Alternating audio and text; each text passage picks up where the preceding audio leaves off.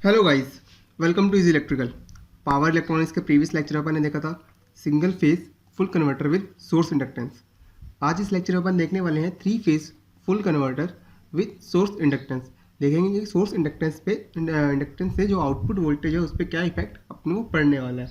ठीक है, तो गाइस देखते हैं थ्री फेज फुल कन्वर्टर। ठीक है, तो थ्री फेज फुल कन्वर्टर का जो सर्किट डायग्राम था वो क्या था? Three phase full converter with source inductance।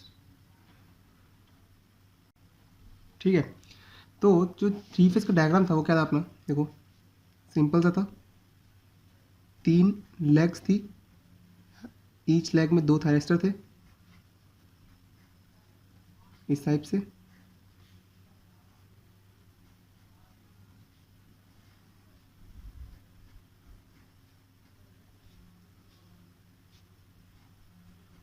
ये लिखो आपने बना दिया, अपन ने बना दिया इसका सर्किट। ठीक है, तो ये क्या बन गया मेरा? Three phase full converter. यहाँ पे क्या लगता था अपना? लोड कौन से टाइप का? RLE या कोई भी, चलो मैं तो लोड लिख देता हूँ। ठीक है, कोई भी लगा सकते हैं अपन यहाँ पे लोड। ठीक है, इसके क्रॉस I0 करंट फ्लो हो रही है और जो वोल्टेज है V0 है कहाँ पे? इसके टर्मिनल्स पे, लोड टर्मिनल पे। ठीक है, और सप्लाई देनी है यहाँ से, तीन फेज देने हैं, तो ईच फेज के अंदर क्या लगाना है मुझे? सोर्स इंडक्टेंस लगानी है, ये वाली चीज़। ठीक है, मेन जो अपने को ध्यान रखनी है, सोर्स इंडक्टेंस ये अपन को अप्लाई करनी है ईच फेज के अंदर। ठीक है, तो जैसे फर्स्ट फेज है तो इंडक्टर लगाया, यहाँ पे अपन ने सप्लाई दे दी। ठीक है, सेकेंड फेज में इंडक्टर लगाया और सप्लाई दे दी अपन ने सेकंड फेज को। ठीक है, सिमिलरली थर्ड फेज में इंडक्टर लगाया और सप्लाई देंगे अपन। थर्ड फेज में इंडक्टर लगाया और ये दे दिया अपन ने सप्लाई। ठीक है, तो ये हो गया अपना सोर्स इंडक्टेंस LS। ये फेज हो गया मेरा A, ये B और ये C। ये मेरा क्या होता है? T1, T3, T5। ठीक है, यहाँ पे क्या था? T2। ये क्या था मेरा?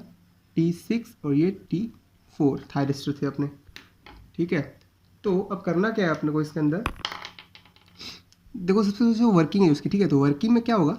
जैसे ही मान लो मैंने ए फेज में सप्लाई दी, ठीक है, तो ए फेज में जैसे सप्लाई दूंगा तो क्या होगा मेरा? T1 फॉरवर्ड बायस में आ जाएगा। फॉरवर्ड बायस होते क्या होगा? देखो जहाँ से करंट फ्लो होगी, और T1 में से कौन सी करंट फ्लो होगी? I1 करंट फ्लो होगी, जो क्या होगी? देखो ये दोनों रिवर्स बायस में T3 और T5, तो कहाँ जाएगी करंट? लोड के थ्रू।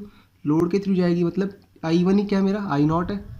ठीक है, नेक्स्ट यही वाली करंट कहाँ जाएगी? T2 से होके वापस हो जाएगी, तो T2 में कौन सी करंट फ्लो होगी? I2 करंट फ्लो होगी। सिमिलरली जब सेकंड फेज में आई बात, सेकंड फेज मतलब B की बात आती है, तो B में क्या होगा? B जैसे ही अपन ऑन करेंगे तो T3 वर्क करेगा, तो मतलब इसमें से कौन सी करंट फ्लो होने वाली है? I3 करंट फ्लो होने वाली है। ठीक है, तो अगर I3 करंट फ्लो होगी तो ये करंट कहाँ जाएगी? लोड के थ्रू जाएगी। लोड के थ्रू वापस T4 के अंदर से जाएगी, तो T4 में कौन सी करंट फ्लो होगी? I4 करंट फ्लो होने वाली है। सिमिलरली सी फेज जब ऑन होगा तब क्या होगा? T5 मेरा ऑन होने वाला है, तो T5 से I5 करंट फ्लो होगी और ये लोड के थ्रू होते हुए T6 से जाएगी I6 करंट। ठीक है, तो इस टाइप से अपनी क्या होगी? वर्किंग होगी, और 6 टाइप की जो करंट अपनी फ्लो होने वाली है। अब अगर मैं बात करूं कि जो सोर्स इंडक्टेंस है इसकी वजह से क्या होता है? एक ओवरलैप एंगल जो एरिया आता है उसके अंदर क्या होता है कि अपने तीन थायरिस्टर, एक्चुअली उस एरिया के अंदर तीन थायरिस्टर अपने ऑन रहते हैं। ठीक है, जैसे कि मान लो LS ये वाला ऑन हुआ। ठीक है, तो एक एरिया ऐसा आता है जहाँ पे जब T1 को ट्रिगर करेंगे तो उससे पहले T5 वर्क कर रहा है। ठीक है, और T5 के बाद साथ में T6 वर्क कर रहा है। ठीक है, अगर T5 के साथ में T6 वर्क कर रहा है तो उस टाइम में जब अपन T1 को ट्रिगर करेंगे तो एक एरिया, एक जो पोर्शन आएगा वेव फॉर्म का, उसमें क्या होगा कि T1, T5 और T6 तीनों वर्क कर रहे होंगे। ठीक है, तो उस एरिया जो होता है ओवरलैप एरिया, उसको अपन ओवरलैप एंगल बोलते हैं। ठीक है, तो देखते हैं वेव फॉर्म के अंदर वो कैसे कहाँ पे जो होता है। ओवरलैप एंगल में होता है कि एक्चुअली एक करंट की वैल्यू कम होती है और दूसरी करंट की वैल्यू अप होती है। जैसे कि I1 और I5 है। ठीक है, I5 को ऑफ होना है मतलब I5 की वैल्यू कम हो रही है, और सिमिलरली I1 को टर्न ऑन करना तो I1 की वैल्यू बढ़ रही है। तो ये क्या होता है? ओवरलैपिंग एंगल के अंदर होता है। अब देखते हैं वेव फॉर्म के थ्रू कि कैसे होता है। वेव फॉर्म में क्या करना है अपने को, सबसे पहले 3 फेज की वेव फॉर्म बनानी है। ठीक है, मैंने आपको प्रीवियसली की 3 वीडियोज़ में लगातार बताया कि 2 वीडियो में एक्चुअली कि 3 फेज की वेव फॉर्म कैसे बनानी है अपने को। ठीक है, मैं फिर से एक बार बता देता हूँ। देखो इक्वल डिस्टेंस में सारे पॉइंट्स ले लो आप। ठीक है, जैसे मैंने बताया था पिछली वीडियोज़ में। ठीक है, इस टाइप से। और ईच बॉक्स किसको डिनोट करता है, 30 डिग्री एंगल को। ठीक है, ये तो 0 था, 30, 60 और 90 डिग्री, तो ये आ गया। ये कितना हो गया, 180 डिग्री का। ये हो गया अपना 270 का, 360 का और 450 का। ठीक है, तो इस टाइप से अपने क्या हो गया, एंगल्स हो गए डिफरेंट डिफरेंट। तो अब देखो अपने को करना क्या है, यहाँ से स्टार्ट हो गई पहली वेव फॉर्म। 90 पे क्या आता है, पीक आ जाता है। इस टाइप से पीक आ गया। और 180 पे क्या होगा, डाउन आ गया इसका। और सिमिलरली नेगेटिव में पीक 270 पे, और उसके बाद में 360 पे डाउन और 450 पे पीक। तो ये हो गई अपनी फर्स्ट वेव फॉर्म, किसके लिए, VA। ठीक है, सिमिलरली जो बी फेज के लिए अपनी वेव फॉर्म आएगी वो कैसे आएगी, देखो इससे पीछे आएगी। ठीक है, तो यहाँ से मान लो स्टार्ट हुई, तो यहाँ पे इसका पीक आ गया, फिर यहाँ पे इसका डाउन आएगा, सिमिलरली नेगेटिव में पीक और फिर डाउन। ठीक है, तो रिवर्स में कैसा होगा, यहाँ पे इसका पीक आना चाहिए, पीक वैल्यू यहाँ पे आएगी और इस टाइप से होगा। ठीक है, तो ये बन गया अपना सेकंड फेज के लिए। थर्ड फेज के लिए इससे भी 20 डिग्री पीछे, मतलब यहाँ पे 120 डिग्री का फेज शिफ्ट होता है ना हर एक वेव फॉर्म के अंदर। ठीक है, तो 120 डिग्री मतलब यहाँ से देखो, यहाँ पे इसका पीक, फिर यहाँ से ऐसे और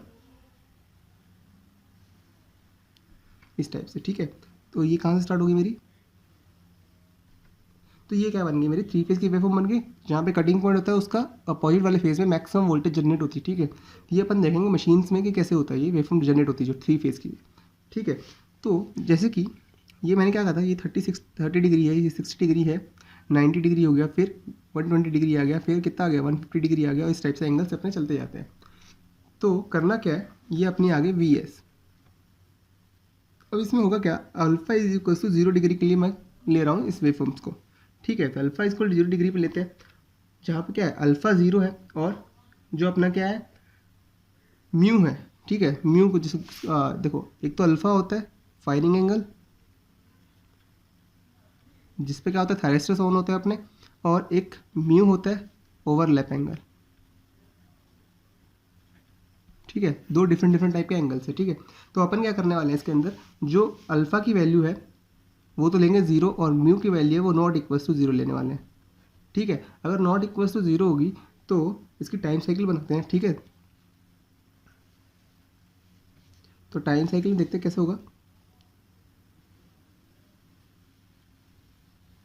टाइम साइकिल बनते ही बस खत्म हो जाती है वेवफॉर्म, क्योंकि मैक्सिमम अपन को पता चलता है कहाँ से कौन सी वेवफॉर्म आनी है, कितना आउटपुट आने वाला है।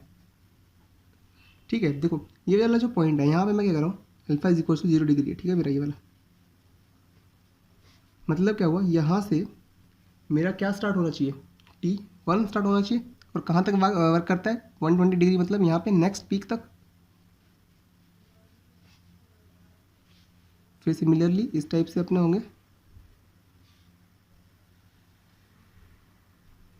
ठीक है, और इसका नेगेटिव वाले कहाँ पे पोर्शन है, यहाँ पे है।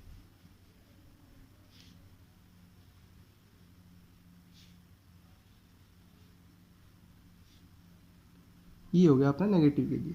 नाउ करना क्या है, देखो यहाँ पे देखो कौन सी वेवफॉर्म आ रही है, ये वाली। देखो ये वाला फेस था अपना VC वाला फेस, ये VA है, और ये VB वाला फेस है। ठीक है, 3 फेस थे अपने।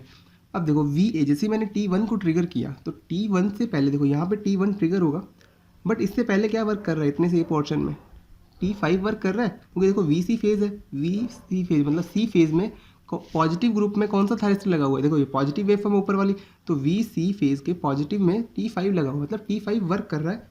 ठीक है, तो यहाँ तक तो क्या होगा अपना T5 वर्क कर रहा होगा इसमें इतने पोर्शन में तो। ठीक है, बट मैंने क्या किया कि म्यू है जो अपना म्यू कौन सा है, ओवरलैप एंगल, ये 0 नहीं है। ठीक है, नॉट इक्वल्स टू 0।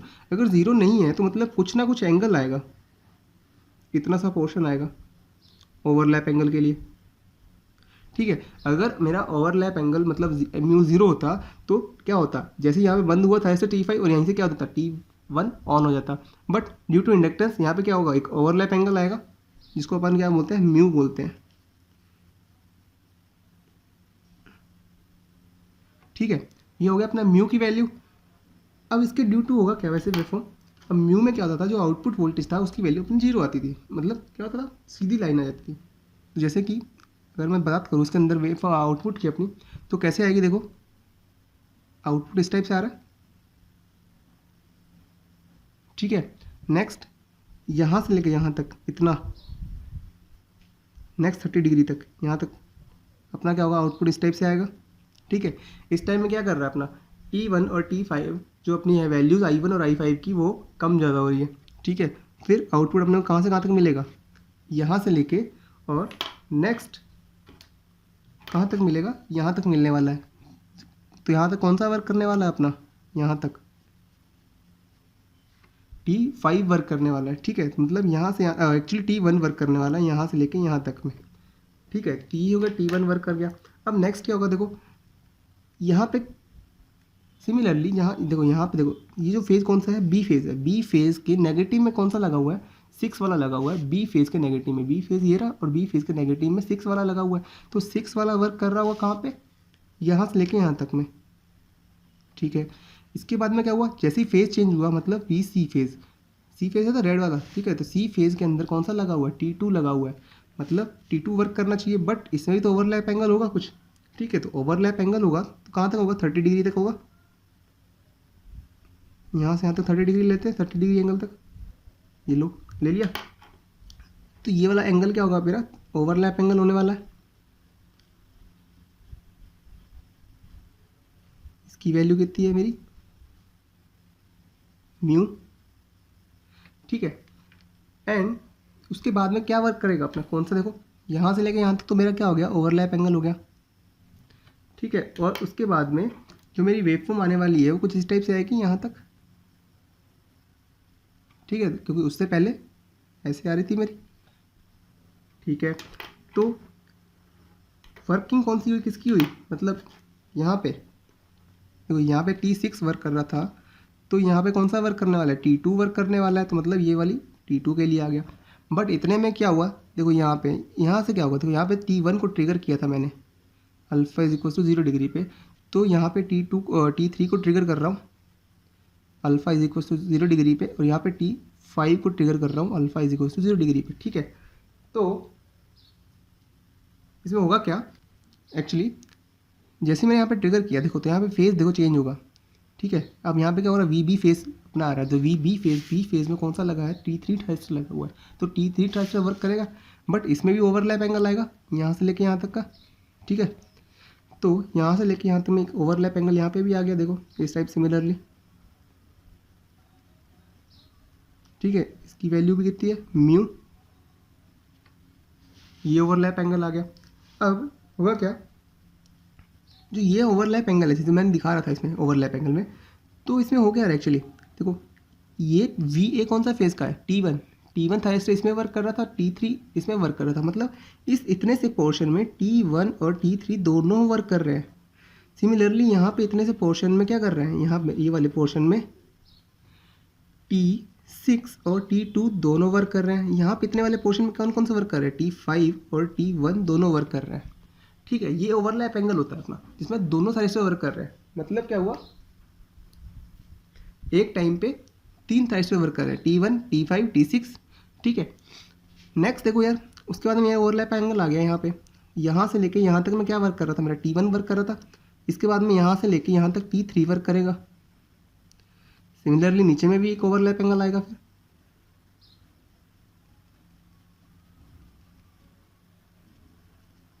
यहाँ पे कौन कौन से वर्क करेंगे, देखो अगर यहाँ पे T2 वर्क कर रहा था तो T2 और ये ब्लैक वाला फेज किसका है, VA का है। ठीक है, तो VA में कौन सा T4, मतलब यहाँ पे T4 वर्क करने वाला है, तो यहाँ पे T4 और T2 दोनों एक साथ वर्क कर रहे हैं और उसके बाद में T4 ऑन हो जाएगा। ठीक है, सिमिलरली फिर यहाँ पे क्या होगा, फिर इसके लिए एक ओवरलैप एंगल ऊपर वाले फेज के लिए, और यहाँ पे T5 वर्क करना स्टार्ट करेगा, और मतलब क्या हुआ, इतने से पोर्शन में T3 और T5 दोनों वर्क कर रहे थे म्यू एंगल में, ठीक है। फिर सिमिलरली नेक्स्ट यहाँ पे आ जाएगा वापस से T4 और T6 वर्क करेंगे यहाँ पे, ये भी ओवरलैप एंगल आ गया T4 एंड T6, और वापस से यहाँ पे भी एक फिर से ओवरलैप एंगल आएगा जहाँ पे कौन कौन से वर्क करेंगे, T5 और T1 वर्क करने वाले हैं। तो ये इस टाइप से अपनी क्या है टाइम साइकिल आई है, किसके लिए, जब 3 फेज फुल कन्वर्टर के अंदर सोर्स इंडक्टेंस लगाओ। अब अगर करंट की बात करें तो करंट देखते हैं यार पॉजिटिव ग्रुप के लिए, फर्स्ट ऑफ ऑल देखते हैं करंट की पॉजिटिव ग्रुप के लिए कैसे करंट आएंगे, वेवफॉर्म देखते हैं। For the positive group omega T, ठीक है। तो आई नॉट की बात कर रहे हैं अपन, तो देखो यहाँ पे अल्फा इज इक्वल टू 0 और mu is not equal to 0 के लिए ले रहे हैं अपन, ठीक है। तो फर्स्ट हो क्या रहा है, देखो यहाँ से यहाँ तक, ठीक है। ये मैं ओवरलैप वाला एंगल दिखा देता हूँ मेन, तो फिर नेक्स्ट यहाँ तक आएगा, फिर यहाँ पे ओवरलैप एंगल आ रहा है, फिर पॉजिटिव ग्रुप में एक यहाँ पे ओवरलैप एंगल आ रहा है, और फिर यहाँ पे एक ओवरलैप एंगल आ रहा है, ठीक है। यहाँ से लेके यहाँ तक क्या वर्क कर रहा है मेरा, T5 वर्क कर रहा है, मतलब I5 करंट होगी, ठीक है। यहाँ पे ओवरलैप एंगल आया, फिर T1 ऑन हुआ, मतलब क्या हुआ, I5 की करंट तो कम हुई और T1 की करंट ऑन हुई, मतलब यहाँ पे करंट कौन सी फ्लो हो रही थी, I1, ठीक है। फिर नेक्स्ट I1 यहाँ तक फ्लो हो रही है, I5 0 हो जाएगी, देखो I5 तो 0 ही होगी, I1 ये रहा, I1 is equal to I not आ गया, यहाँ पे I5 is equal to I not था।